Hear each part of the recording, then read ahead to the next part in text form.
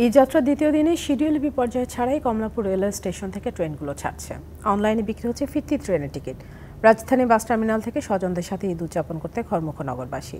সকালে কম থাকলেও আজ বিকেল থেকে যাত্রীর চাপ কিছুটা বাড়তে পারে বলে জানিয়েছেন পরিবহন সংশ্লিষ্টরা। ভোর 6টায় ঢাকা থেকে রাজশাহীর উদ্দেশ্যে প্রথম ট্রেন ধূমকেতু এক্সপ্রেস ছেড়ে যাওয়ার মধ্য দিয়ে শুরু হয়েছে দ্বিতীয় দিনের ঈদ যাত্রা। কক্সবাজারগামী পর্যটক এক্সপ্রেস ছেড়ে যায় সকাল 6টা 20 মিনিটে। সিলেটগামী পারাপাত এক্সপ্রেস সকাল 6টা 40 মিনিটে ঢাকা ছেড়ে যায়। কমলাপুর রেল স্টেশন ঘুরে দেখা যায় বিনা টিকিটে যাত্রা বন্ধ করতে 3 ধাপে চেক করা হচ্ছে। টিকিট স্ক্যান করে তথ্য নিশ্চিত হওয়ার পরে যাত্রীরা ভেতরে প্রবেশের সুযোগ পাচ্ছেন।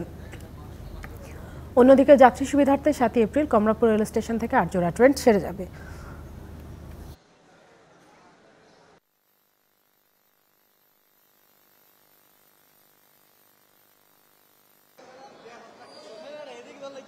ভালো, অনেক ভালো দেখলাম।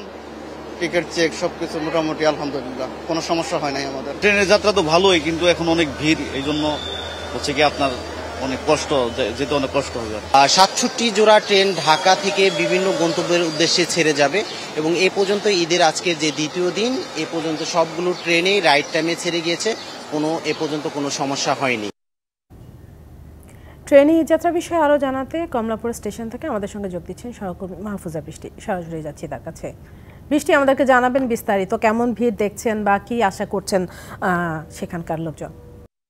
ভিড় বলতে যেটা সবসময় আমরা প্রতিবাদ দেখে যেটা অভ্যস্ত, যে কাউন্টারের সামনে বা রেল স্টেশনে যে টিকিট কাউন্টারগুলো আছে সেগুলোর সামনে এবং ট্রেনের সামনে উপচে পড়া ভিড় থাকবে, ধাক্কাধাক্কি একরকমের একটা বাজে অবস্থা থাকে, কিন্তু সেটা এবার কিন্তু কোনোভাবেই লক্ষণীয় করা যায়নি। সকাল থেকে এই পর্যন্ত কিন্তু আমরা কোনো ধরনের যাত্রীদের চাপ বা কোনো রকমের বিশৃঙ্খলতা আমরা দেখতে পাইনি। একের পর এক ট্রেনগুলো যখন ছেড়ে যাচ্ছে তার আগে কিন্তু যাত্রীরা নির্ধারিত সময়ের আগেই এখানে রেল স্টেশনে এসে অবস্থান করছেন, তারা কিন্তু যথা সময়ে উঠছেন। তবে কিছু কিছু যাত্রীদের কিন্তু অনেক অভিযোগ রয়েছে শিডিউল বিপর্যয়, যেমন 10টা 30-এ যে ট্রেনটি ছেড়ে যাওয়ার কথা, 10টায় যে ট্রেনটি ছেড়ে যাওয়ার কথা ছিল সেই ট্রেনটি কিন্তু 11টায় ছেড়েছে, যার কারণে যাত্রীদের অনেকের মধ্যে ক্ষোভ প্রকাশ করেছে। আর নিয়ম শৃঙ্খলা বিশৃঙ্খলতা নিয়ে কয়েকটা অভিযোগ থাকলেও সর্বোপরি প্রতিবারের চেয়ে এবার কিন্তু তারা ট্রেনে যাতায়াত করে স্বস্তি প্রকাশ করছেন। কিছুক্ষণ আগে কিন্তু 1 নম্বর স্টেশন প্ল্যাটফর্ম থেকে ছেড়ে গেছে কিশোরগঞ্জ এক্সপ্রেস ছেড়ে গেছে, আর 2 নম্বর প্ল্যাটফর্ম থেকে কিন্তু ছেড়ে গেছে অগ্নিবীণা, যেটা তারাকান্দির উদ্দেশ্যে রওনা দিয়েছেন, আর 3 নম্বর প্ল্যাটফর্ম থেকে ছেড়ে গিয়েছেন সিলেটের উদ্দেশ্যে জয়ন্তিকা।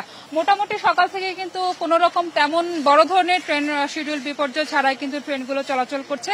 আর 7 তারিখ থেকে 7 এপ্রিল থেকে যেহেতু নতুন করে 8 জোড়া ট্রেন যুক্ত হচ্ছে সাধারণ ট্রেনের সাথে, সে জায়গায় ভিড় বলতে কিন্তু আর কোন রকমের কোনো ভিড় থাকবে না বলে কর্তৃপক্ষের আশা।